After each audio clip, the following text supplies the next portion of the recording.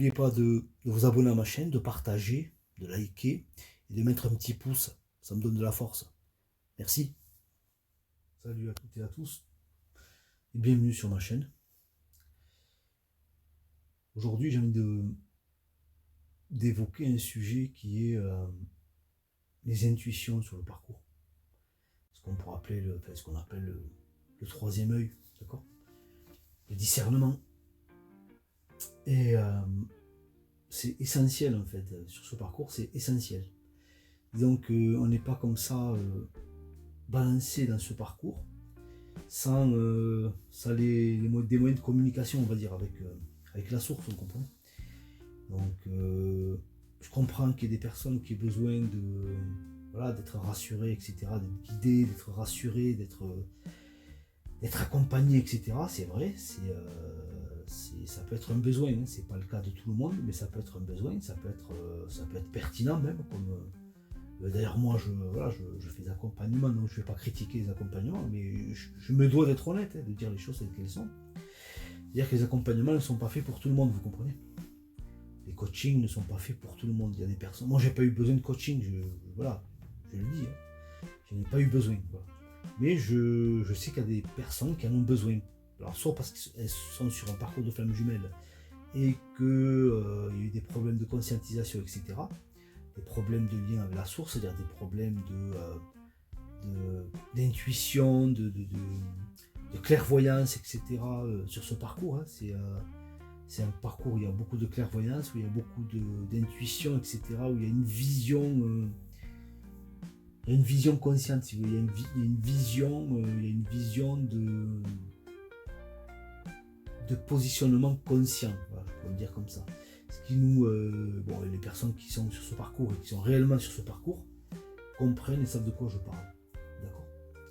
Donc on ne parle pas de se mentir à soi-même, de se faire un tas de films dans sa tête, d'être dans une espèce d'état d'affabulation, ça existe, vous comprenez, ou même ça peut aller jusque même à des maladies mentales, vous comprenez.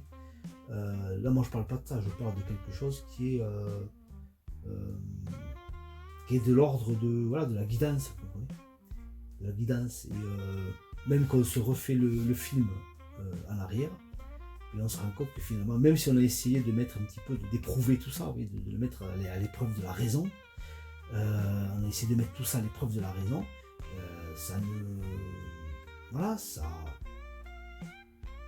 on va dire, ça ne pose aucun problème, quoi, parce que ce qu'on a vécu est réellement vécu et réellement conscientisé, parfaitement compris, parfaitement digéré, etc.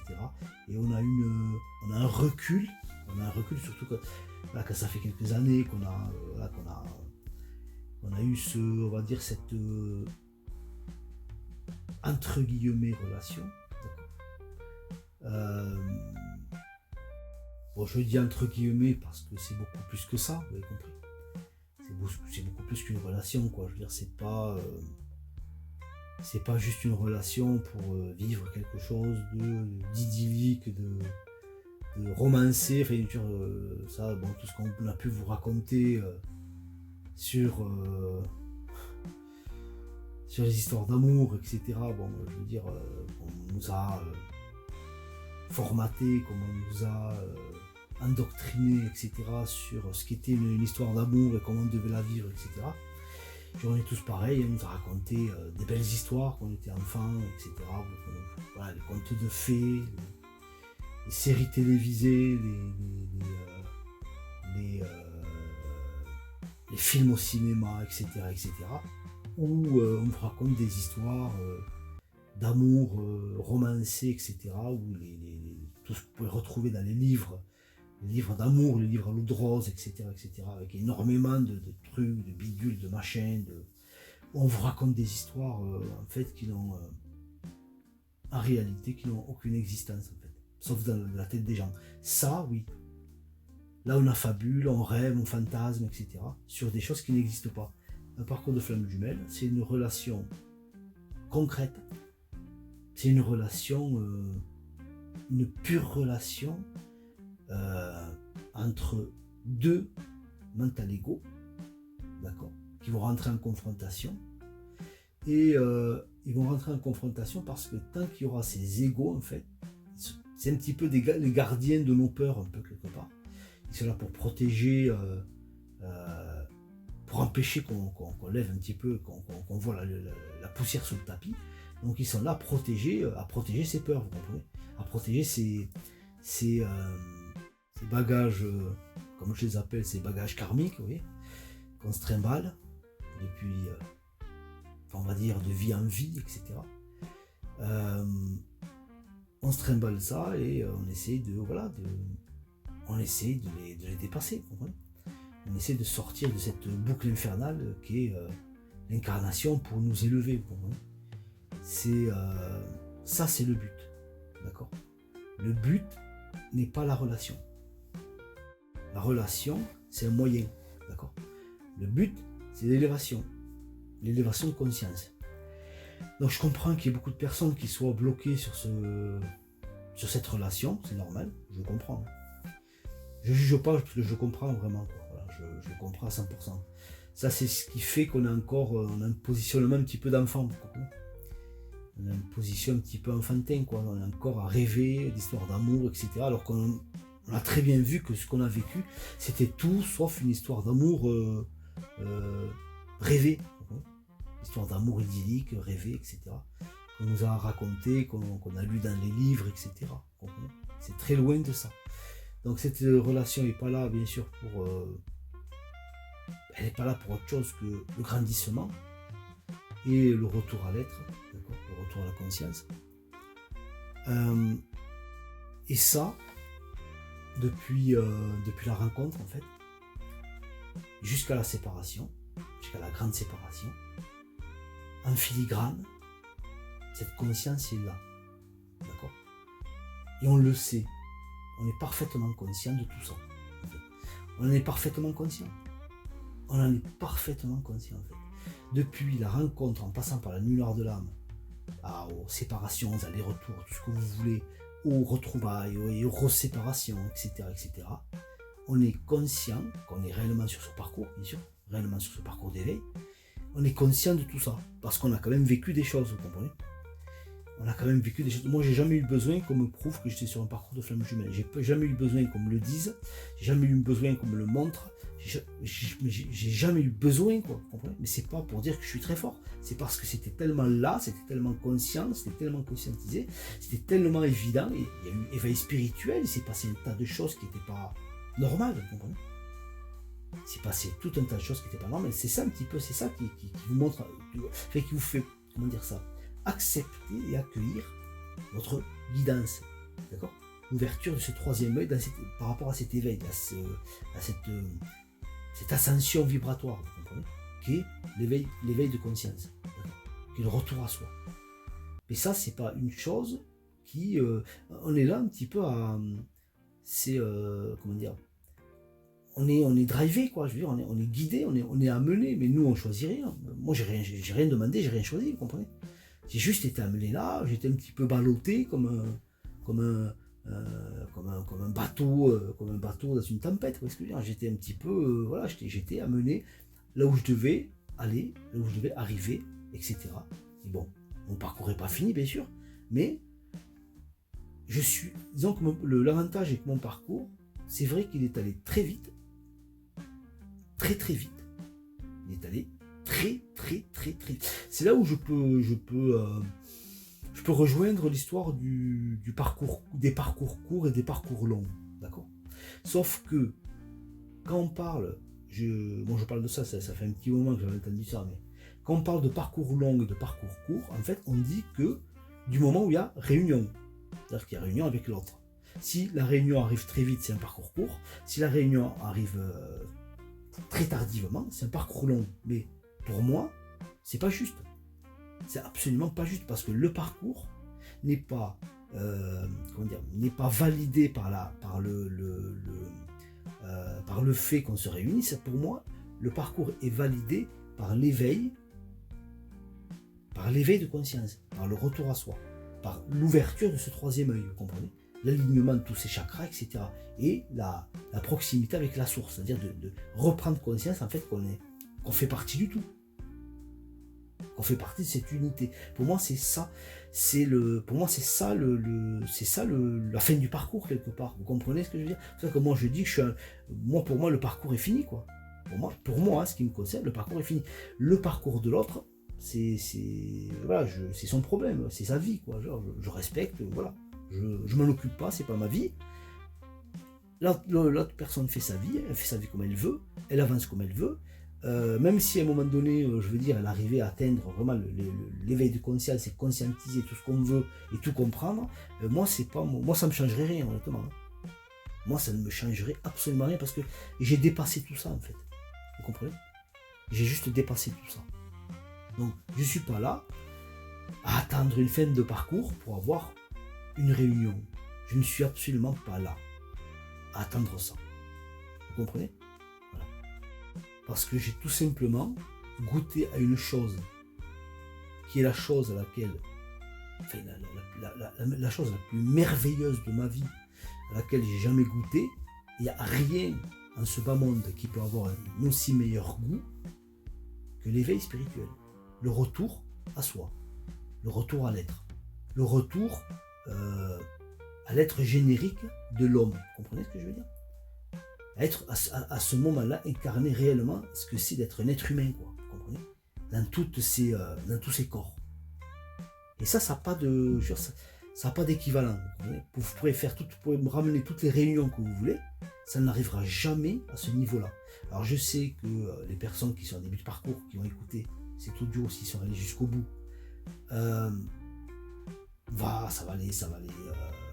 ça va les braquer, ça va les choquer, peut-être ils vont même arrêter la vidéo à ce moment-là, s'ils sont arrivés jusque-là.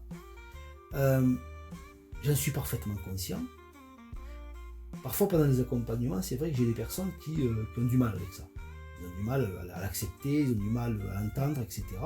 C'est très dur pour eux, à un moment donné, ils me le verbalisent, mais voilà, on sent qu'il y a du trémolo dans la voix, vous voyez, on sent que c'est difficile pour eux. Mais c'est normal. C'est tout à fait normal. Mais là, on est dans quelque chose d'égotique, vous comprenez ce que je veux dire? On est dans quelque chose d'émotionnel, d'égotique, de souffrant, etc. Voilà. Parce qu'en fait, il y a des peurs, il y a des manques, il y a des vides, etc. qu'il faut mettre en lumière, vous comprenez? Voilà. Il faut mettre en lumière pour que ça soit dépassé.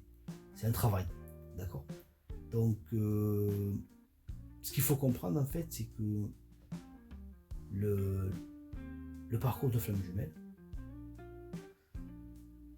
c'est un parcours d'éveil de conscience où pendant tout le long du parcours, ça il faut bien le comprendre. Au niveau de la conscience, nous sommes éveillés. Au niveau de la conscience, nous sommes conscients de pratiquement tout. Moi, je suis pratiquement conscient de tout. Je me souviens absolument de tout, de chaque minute, de chaque seconde, de chaque instant. Depuis le début de mon parcours, quand ça a commencé réellement, quand j'ai vécu ce parcours, je me souviens de tout. Vous comprenez? Je me souviens de tout.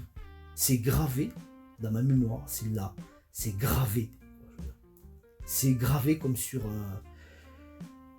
ce que vous voulez, là, on peut graver une chose. Un CD, ce que vous voulez, un support numérique, ce que vous voulez, c'est gravé en moi. Un disque dur, voilà. Vous comprenez? C'est gravé. Et c'est gravé, mais non seulement c'est en mémoire, mais c'est conscientisé. Et parfaitement conscientisé. À un moment, il faut comprendre en fait que il faut dépasser quelque part ce parcours. Ça, je l'explique sur ma chaîne Patreon. Si vous voulez y faire un petit tour, voilà, le lien est dans la description de la chaîne YouTube. Sinon, je peux vous faire des accompagnements, vous m'envoyez un mail, on prend rendez-vous, etc. Je peux aussi vous aider. Mais ce parcours ne peut pas être vécu, je le précise bien, au niveau de la conscience, de la même façon, soit par une polarité yin, soit par une polarité yang. Vous comprenez? Ça ne peut pas être vécu de la même façon, ça ne peut pas être conscientisé de la même façon. C'est pas de ma faute, c'est pas moi qui fais les règles de l'univers, c'est pas moi qui a fait les lois de la nature, etc. C'est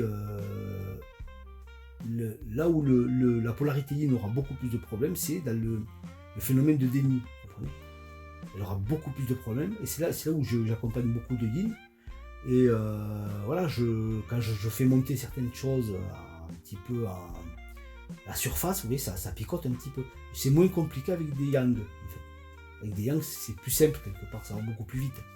De faire conscientiser un yang, je veux dire, ça va très très vite, quoi. De le ramener à venir à retrouver le chemin de l'éveil, du retour à soi, etc. C'est beaucoup plus simple. Une yin, c'est très compliqué, en fait. C'est très compliqué parce qu'il y a cette barrière-là du déni, parce qu'il y a un confort émotionnel, vous comprenez. La polarité yin a beaucoup plus de mal avec ses émotions, vous comprenez. Comme il y a instabilité dans les émotions, il y a etc. Il y a une intériorité qui ne veut pas être vue, vous comprenez, qui ne veut pas être conscientisée, parce qu'il y a beaucoup de choses qui font mal, vous comprenez, pour remonter depuis l'enfance, etc. Mais bon, ça, j'en parle beaucoup dans les accompagnements et sur ma chaîne Patreon, parce que bon, là, on a des trucs qui peuvent être un petit peu compliqués, d'accord. On peut arriver à des termes un petit peu, voilà, qui vont pas plaire à YouTube. Donc, j'éviterai le sujet. Mais bon, vous comprendrez aisément que personnellement, je suis une polarité yang, donc c'est peut-être aller beaucoup plus vite qu'une polarité yin. C'est ce que je veux dire. Voilà. Et en plus, polarité yang en relatif équilibre. Vous comprenez? Parce que j'ai été très vite rééquilibré. La nuit noire de l'âme m'a aligné et rééquilibré. Nettoyé, aligné, rééquilibré. Et c'est là où, réellement, enfin, après, bon, là, c'est allé tout seul. Mais c'est vrai qu'avant ça, j'étais dans le déni, j'étais en déséquilibre de yin, etc. Donc j'étais dans le déni, etc. Quand je me suis rééquilibré avec mon yang, je veux dire, ça allait tout seul. Hein. Le parcours, je veux dire, c'est là où ça allait très vite, en fait. Parce que j'ai compris, en fait, qu'il fallait que je lâche des trucs. Et quand j'ai lâché ces choses, j'ai compris qu'il fallait que je sois dans l'accueil. Parce que toutes les informations m'étaient amenées, et je comprenais que c'était des... On me montrait ma guidance, en fait. On m'expliquait la marche à suivre. Et tout ce que j'ai eu à faire, en fait, c'est de, je dirais, entre guillemets, bêtement, mettre en pratique ce qu'on me montrait. Ce qui m'était montré, ce qui m'était amené. J'ai fait ce qu'on me... Voilà, je me suis mis dans l'énergie, dans le positionnement dans lequel je devais me mettre. Et c'est allé tout seul. Quand j'ai accepté, en fait, quand j'étais dans l'acceptation de ce qui est, quand j'ai été dans l'accueil de ce qui est, etc. C'est-à-dire que j'ai lâché le contrôle. C'est là où j'ai repris le contrôle, en fait, de la situation. En le lâchant, en fait. C'est toujours, voilà, c'est toujours contre-intuitif, en fait. C'est quand on lâche prise, en fait, quand le mental lâche prise, en fait, que la conscience reprend les rênes, en fait, que je veux dire, après ça va tout seul. Hein. Ça va absolument tout seul. D'accord? Là où il y a un problème avec la polarité yin, et même des polarités yang, mais qui sont en déséquilibre de yin, et c'est la même chose avec des polarités yin qui sont en déséquilibre de yang. Vous comprenez ce que je veux dire? Il y a toujours une dualité, je veux dire, comment dire ça? Il y a en eux-mêmes une dualité, mais un déséquilibre, en fait. Vous comprenez? C'est une dualité, un déséquilibre. Parce qu'un être humain, il y a une dualité. Il a une part masculine, une part féminine. Une part yin, une part yang. C'est une dualité en l'homme, en l'être, d'accord? En la personne, en tout cas, plutôt, d'accord? Que cette personne soit un homme ou une femme. Mais quand cette dualité a un centre, un point d'équilibre qui lui permet de, entre guillemets, de neutraliser le côté polarisé par cet équilibre, d'accord, par ce point central qui est la connexion à la source, qui est la connexion à l'être, etc.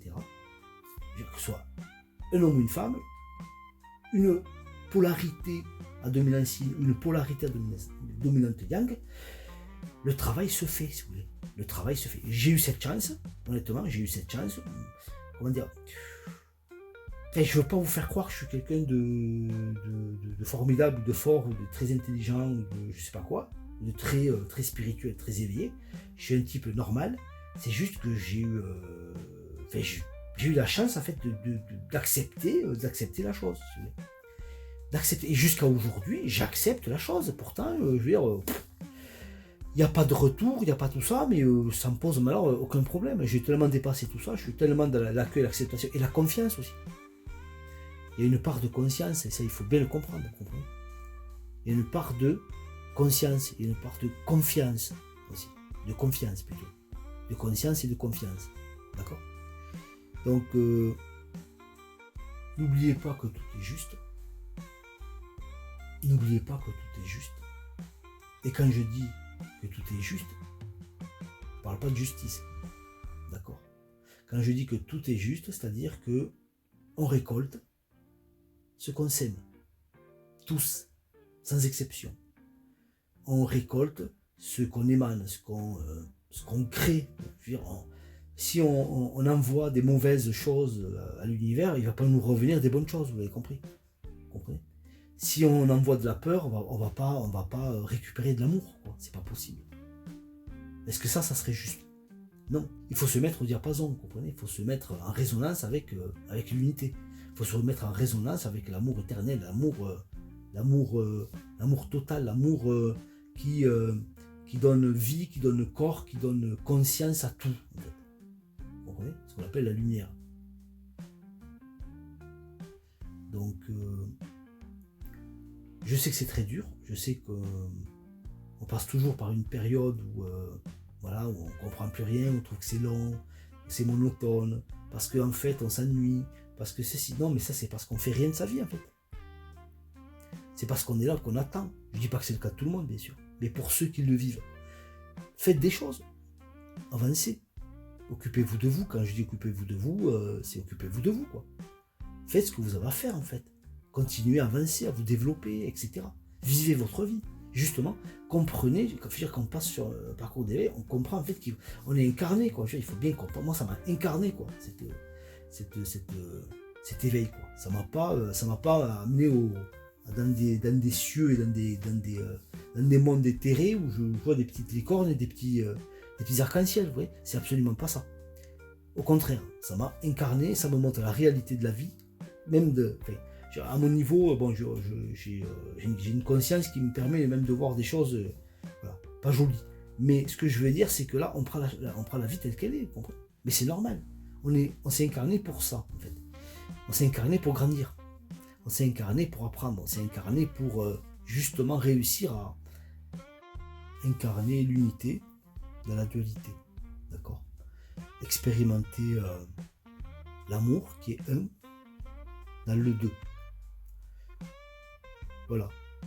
Donc, je vous remercie d'avoir écouté cet audio. Et je vous dis salut les amis.